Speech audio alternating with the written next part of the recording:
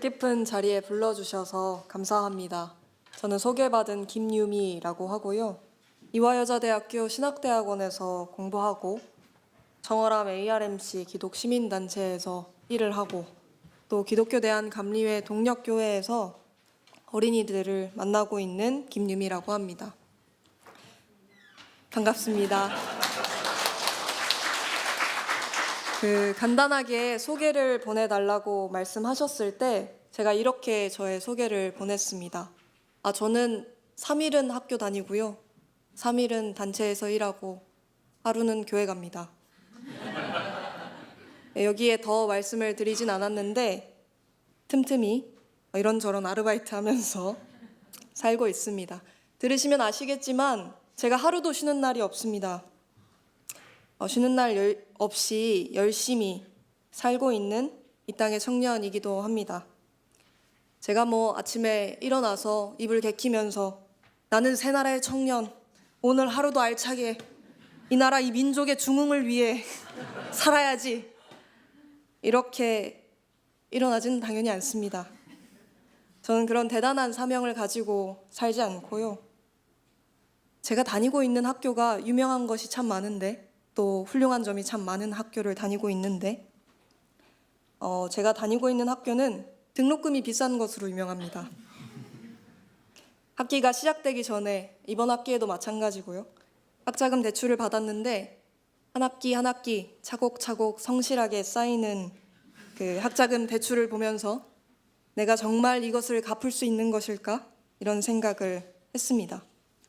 또 제가 독립을 해서 나와 산 지 한 3년 정도 되었는데요. 서울 하늘 아래에 산다는 것이 얼마나 힘든 것인지 3년 동안 많이 배웠습니다. 그래서 열심히 사는 겁니다. 별 볼 일 없지요. 물론 돈을 벌기 위해서만 열심히 사는 것은 당연히 아닙니다. 그럴 생각이었으면 이런 공부, 이런 일을 하지 않았겠지요.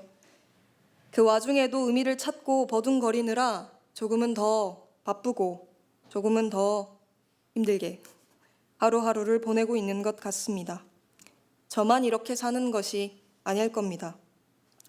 다들 그냥 이렇게 별 볼 일 없이 사는 줄 압니다. 저도 보통이고요. 그렇기 때문에 보통의 보통인 청년이어서 오늘 저를 불러주신 줄 압니다. 인사는 이쯤 하고 우리가 오늘 나누어야 할 이야기 속으로 들어가 보도록 하겠습니다. 오늘 함께 나누어 읽은 성서 복문은 3복문이나 됩니다. 주보의 자리 한계상 다 실지는 못했는데요. 오늘자 성서 일과의 3독서를 여러분과 함께 나누고 싶었습니다. 다들 잘 아시겠지만 성서 일과는 전 세계의 그리스도인들이 교회력의 전통에 따라 매일 성경을 묵상할 수 있도록 정한 성경 읽기표입니다. 교회력은 기독교 전통에서 한 해를 예수의 삶과 사역을 중심으로 나눈 달력이고요. 일반적인 달력과 다르게 대림절부터 시작하고 제가 더 묻진 않겠습니다. 성탄절, 주연절, 그리고 우리가 지금 보내고 있는 사순절, 앞으로 오게 될 부활절, 성령 강림절을 차례로 보냅니다. 대부분의 개신교회가 교단의 구분 없이 대림과 사순의 사이클을 따르는 이 교회력을 사용합니다.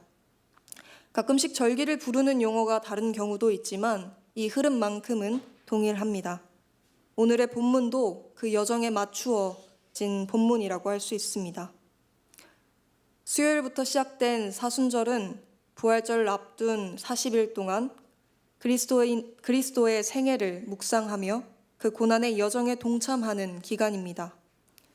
사순절은 제 수요일부터 부활절 전야까지 46일이지만 사순절 기간 속에 속한 6번의 주일은 작은 부활절로 보내기 때문에 40일의 기간을 사순절이다 이렇게 이야기합니다.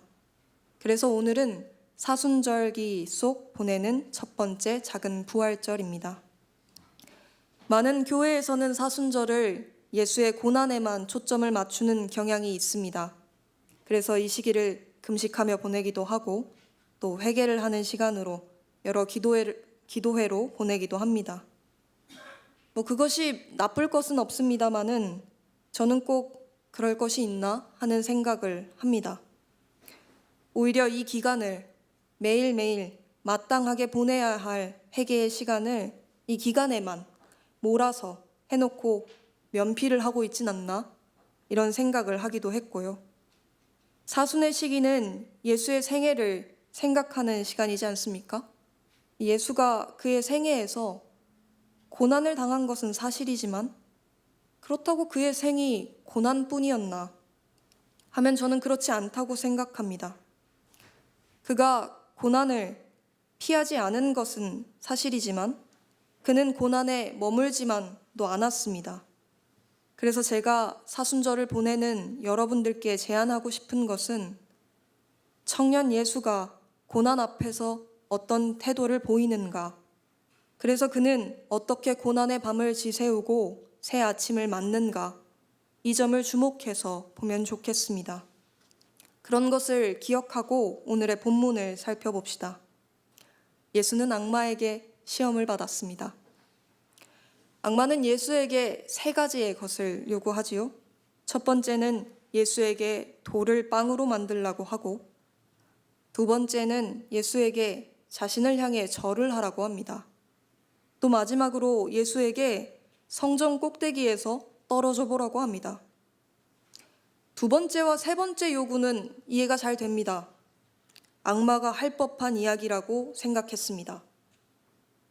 두 번째와 세 번째 요구는 악마가 예수에게 네가 사실은 그렇게 대단하지 않아. 그걸 인정해. 그렇지 않다면 증명해. 라고 이야기하는 것처럼 도발처럼 느껴졌기 때문입니다. 그런데 첫 번째 요구는 제가 보기엔 조금 이상했습니다.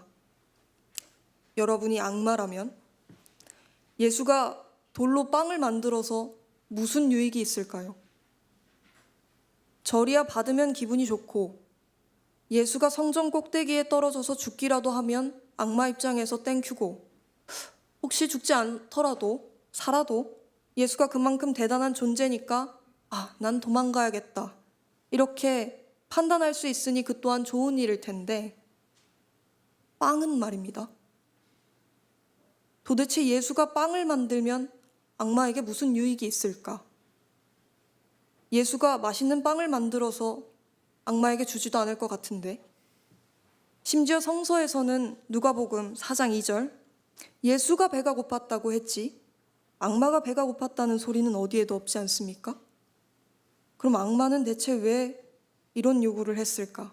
저는 이상하게 이런 것이 궁금했습니다. 다시 이야기의 시점을 바꾸어 보겠습니다. 이번엔 예수의 시점입니다. 예수가 한참 배가 고팠는데 악마가 그에게 나타나 이렇게 말합니다. 네가 하느님의 아들이냐? 근데 너는 왜 굶주린 배를 움켜만 쥐고 있느냐? 자, 봐라. 여기 돌이 있다. 이 돌더러 빵이 되라고 해보아라. 할 수 있지 않느냐? 악마의 속삭임은 아주 유혹적입니다.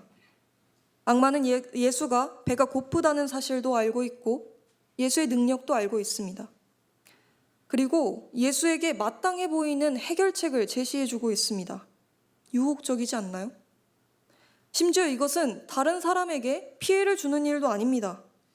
악마가 예수더러 빵을 먹고 있는 사람 빵을 뺏으라고 한 것이 아니지 않습니까? 그저 굴러다니는 돌을 집어다가 빵으로 만들어 너의 배를 채우라는 것인데, 악마의 배도 아니지요, 심지어. 나쁜 것 같지 않았습니다. 그런데 예수는 오늘 이렇게 답합니다. 성경에 기록하기를 사람은 빵만 먹고 사는 것이 아니다. 예수는 왜 악마의 유혹을 거절한 것일까요? 이런 궁금증을 함께 가지고 우리가 모두 아는 시간을 떠올려 보면 좋겠습니다. 2024년 12월 21일 정오부터 12월 22일 오후 4시까지 28시간에 걸쳐 벌어진 일입니다. 이 일이 무슨 일인지 아십니까? 모르시면 모르신다고 얘기해도 돼요. 부끄러워하지 마세요, 여러분. 21일 저녁에 전봉준 투쟁단의 긴급 호소문이 발표되었습니다. 시민 여러분, 2024년 오늘 바로 여기 남태령이 우금치입니다. 가보년 동학농민군이 끝내 넘지 못한 그 우금치가 바로 여기 남태령입니다. 이번에는 기필코 넘고 싶습니다. 농민들과 함께 해주십시오. 오늘의 우금치 남태령으로 달려와 주십시오. 양곡관리법 거부 등 윤석열 정부의 정책과 12월 3일 쿠데타에 분노한 농민들이 전봉준 투쟁단을 꾸리고 트랙터 행진을 벌였습니다. 이 투쟁단은 2015년 백남기 농민 사망 사건 때 처음 만들어진 이래로 2016년 박근혜 정부 국정농단 때도 등장한 바 있는 전국농민회 총연맹과 전국여성농민회 총연합 등이 꾸려서 만든 농민 조직이었습니다. 이들은 12월 16일 진주와 무안 등에서 트랙터 30여 대를 이끌고 서울 향해 출발했습니다. 시속 20km로 엿새를 달려온 투쟁단 트랙터가 21일 토요일 정오 남태령 고개에 멈춰섰습니다. 그리고 이날 저녁 경찰과의 대치 과정에서 트랙터의 유리창이 깨지고 그 트랙터 안에 있었던 농민이 부상을 당하는 일이 생겼습니다. 바로 이때 전봉준 투쟁단의 호소문이 발표가 됩니다. 이 호소문은 트위터에서 10,000회 가까이 리트윗되면서 100만 명이 넘는 사람들이 이 소식을 읽었습니다. 그리고 소식이 처음 알려진 후부터 2시간이 흐르자 수천 명의 청년들이 남태령 고개로 몰려오기 시작했습니다. 이날은 1년 중 가장 밤이 길다는 동짓날의 일입니다. 기억하시는지 모르겠지만 이날이 정말 추웠습니다. 그리고 남태령에 모인 이들은 많은 수가 윤석열 탄핵 집회에 참석했다가 넘어온 이들이었지요. 이들이 남태령으로 간다고 했을 때, 그러니까 이들은 정말이지 꼬박 하루를 추운 겨울 길바닥에서 보내겠다 결정한 셈입니다. 이 사람들은 무슨 생각이었을까요? 이들이 저와는 다르게 아침 일찍 일어나 이불을 개키며 나는 이날의 새 나라의 청년, 민족 중흥의 사명을 걸고 내가 이 아침을 열어보겠다 이렇게 외치는 희한한 사람들인 걸까요? 저는 그렇지 않다고 생각합니다.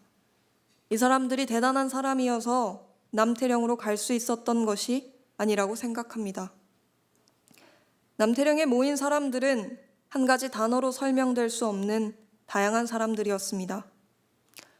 줄을 서서 차례를 기다릴 만큼 성황리에 진행된 이날의 시민 발언에서 사람들은 저마다 자신의 정체성을 이야기했습니다. 어떤 사람은 충남에서 배농사를 짓는 청년 농부라고 본인을 소개했고, 또 어떤 사람은 서울에서 나고 자라 농민의 삶을 잘 알지는 못하지만 차별받는 삶이 무엇인지만큼은 아주 잘 알고 있다 말하는 성소수자 청년이었습니다. 또 어떤 사람은 학생들을 만나는 선생님이었는데 자신이 만나는 학생에게 부끄럽지 않은 교사가 되고 싶어 남태령에 왔다고 설명했습니다. 뭐 하나 같은 것 없어 보이는 사람들에게서 같은 것을 한 가지 찾아보자면 저는 이날 밤 남태령으로 찾아간 이들이 치렀을 시험을 이야기하고 싶습니다. 이들은 저마다 예수가 치렀던 시험을 치룬 사람들입니다. 배가 고픈 예수가 치렀던 시험 말입니다. 배고픈 예수에게 돌을 빵으로 만들어 보라고 말했던 악마는 이들에게도 분명히 이렇게 속삭였을 겁니다. 추운데 집에 가자. 따뜻한 물로 씻고 얼른 눕자. 얼른 자야 또 내일 갓생 보내지. 악마는 이들이 춥다는 사실을 알고 있을 것이고 또 이 사회가 청년들에게 조바심을 나게 한다는 사실 또한 잘 알고 있었을 겁니다. 하루하루 계획적으로 열심히 살아야 또 그 속에서 자기 개발을 해야 그나마 사람 구실하고 살 수 있다고 말하는 사회에서 악마는 집에 가서 일찍 자자. 그래야 내일 아침 일어나고 책 읽고 공부하고 알바 가고 헬스장 가서 운동도 하지. 그래, 너 하나 남태령 간다고 뭐가 달라져? 괜히 네 몸만 축내는 거야. 일정만 꼬이고. 이렇게 말했을 거라는 겁니다. 굉장히 논리적이지 않나요? 심지어 악마는 이들더러 군인들을 이끌고 국회에 가라고 말한 것도 아니지 않습니까? 그저 추운 겨울에 얼른 집에 들어가자고 말한 것뿐입니다. 다음 일정 소화를 염두해서 말입니다. 저는 이 말이 그렇게 나쁜 말 같지 않았습니다. 또 틀린 말 같지도 않았습니다. 그런데도 이들은 남태령으로 갔고 그곳에서 이렇게 말했습니다. 오늘 우리가 본 트랙터는 농번기에 함께 나눠 쓰는 소중한 기계입니다. 우리가 가장 소중한 응원봉을 들고 나왔듯이 농민들도 가장 소중한 기계를 가지고 이곳으로 나오신 겁니다. 농민들의 트랙터를 막는 것이 정당하다고 생각하는 사람들은 앞으로 뜨끈한 쌀밥, 달달한 막걸리, 제철 농가 먹거리 모두 먹지 마시길 바랍니다. 투쟁. 배가 고팠던 예수는 성경에 기록하기를 사람은 빵만 먹고 사는 것이 아니다 라고 말했습니다. 그리고 저는 남태령에 이들이 이렇게 답했다고 생각합니다. 사람은 빵만 먹고 사는 것이 아니다. 소중한 것을 지키는 힘으로 사람들이 산다. 또한 돌은 빵이 되지 않는다. 빵은 하느님과 사람이 만든다. 빵은 하느님이 은혜로 주신 햇빛과 흙으로 자란 밀을 농부가 소중히 다뤄 만든다. 빵이 식탁으로 오르기까지 거친 손길을 모르는 너는 빵을 먹을 자격이 없다. 이날 남태령에는 날이 밝으면서 더 많은 사람들이 모였습니다. 사람들이 이곳에 모였다는 소식에 기자들도 도착했고 또 국회의원들이 경찰과 협상을 했습니다. 오후 4시경 경찰은 트랙터 10대의 서울 진입을 허용하였고 마침내 오후 4시 40분 트랙터가 서울 한남동 대통령 관저를 향해 출발할 수 있었습니다. 28시간 만의 일이었습니다. 28시간 동안 남태령에 모인 것은 사람뿐이 아니었습니다. 현장으로 나오지 못하지만 각자의 공간에서 남태령 현장을 지켜본 수많은 사람들이 함께하지 못하는 미안한 마음을 담아 남태령으로 닭죽을 보내오기도 하고 의약품, 보조 배터리, 담요, 커피 등을 보냈기 때문입니다. 이후 남태령에 모였던 80여 명의 사람들이 종로구 향림교회에 모여 그 경험을 나누는 집담회를 열었습니다. 그중 한 사람이 이렇게 말을 했어요. 저는 트랙터가 통과하는 장면도 정말 좋았는데요. 사실 그것보다는 저랑 같은 시민들이 같이 핫팩을 나누고 음식을 나누는 장면이 잊혀지지 않습니다. 시위에 나온 사람들을 절대로 굶게 하지 않겠다는 결의가 보였달까요? 덕분에 하나도 춥거나 배고프지 않았어요. 우리가 서로에게 이렇게 따뜻할 수 있구나 계속 눈물이 났습니다. 돌을 빵으로 만들어 보라던 악마는 시험을 끝마치고 물러가서 어느 때가 되기까지 예수에게서 떠나 있었다고 성서는 기록합니다. 저는 악마가 어느 때가 되기까지 남태령에 달려간 이들에게서 떠나 있었다고 생각합니다. 이들이 이겼기 때문만은 아닙니다. 트랙터가 대통령 관저까지 갈 수 있었기 때문이 아닙니다. 전농에서 낸 성명서의 문장 그대로 혐오와 차별 속에 주류 사회에서 배제되어 온 여성, 성소수자, 청소년, 노인, 도시빈민, 농민이 만든 승리였기 때문입니다. 성별도, 세대도, 지향도, 직업도 다른 이들이 하나로 연결되어 연대를 넘은 대동의 남태령을 열어냈기 때문에 악마는 이들에게서 떠났다고 생각합니다. 그런데 여전히 흥미로운 것은 이런 것입니다. 악마가 영영 예수를 떠난 것이 아니라는 점입니다. 악마는 그저 어느 때가 되기까지 예수를 떠나 있었습니다. 다들 잘 아시는 대로 우리의 싸움은 28시간 안에 끝나지 않습니다.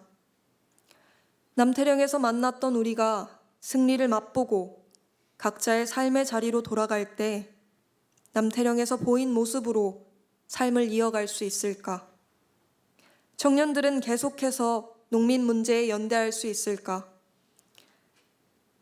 처음 들어보는 농민가를 어설프게 따라 불렀던 그 밤을 그들은 잊지 않을 수 있을까?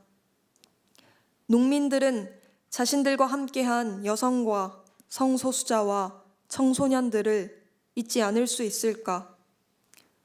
우리는 그들을 귀어문화축제에서 다시 만날 수 있을까?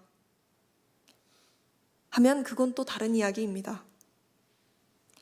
악마는 잠시 예수의 곁을 떠났을 뿐이고 시험이 반복되리라는 것입니다. 무서운 일이죠. 쉽지 않을 것이 분명합니다. 그렇지만 성서는 또 이렇게 기록하고 있습니다. 우리가 오늘 함께 나누어 읽은 로마서 10장 12절 말씀입니다. 함께 읽어볼까요? 유대 사람부터 시작해 주시면 됩니다. 함께 읽어보겠습니다. 유대 사람이나 그리스 사람이나 차별이 없습니다. 그는 모든 사람에게 똑같이 주님이 되어주시고 그를 부르는 모든 사람에게 풍성한 은혜를 내려주십니다. 주님의 이름을 부르는 사람은 누구든지 구원을 얻을 것입니다.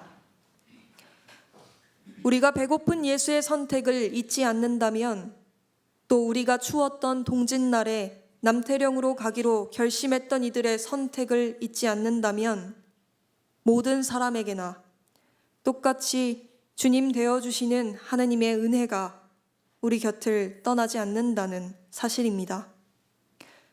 또한 신명기 26장 11절 말씀은 이렇습니다. 이건 저 혼자 읽겠습니다. 레위 사람들과 당신들 가운데 사는 외국 사람들과 함께 하느님이 당신들과 당신들의 집안에 주신 온갖 좋은 것들을 누리십시오. 우리가 배고픈 예수의 선택을 잊지 않을 때 우리가 누릴 수 있는 온갖 좋은 것은 우리가 결코 혼자가 아니라는 감각일 것입니다. 남태령 대첩의 경험을 나눈 집담회에서 참여자들은 우리가 만들고 싶은 세상으로 차별 없는 세상을 꼽았습니다. 한 참여자는 남태령에서 다양한 정체성을 가진 분들의 목소리를 들으며 자신의 세계가 더욱더 넓어졌다고 고백했습니다. 또한 부당한 일을 당했을 때 가만히 있지 않는 방법, 서로를 지키는 방법을 이 자리에서 배울 수 있어 좋았다고 말했습니다. 우리가 누릴 온갖 좋은 것은 차별 없는 세상, 부당함에 가만히 있지 않는 세상, 서로를 지키는 방법을 배워 익힌 세상이라고 저는 생각합니다. 저는 여러분과 함께 그 세상을 누리고 싶습니다.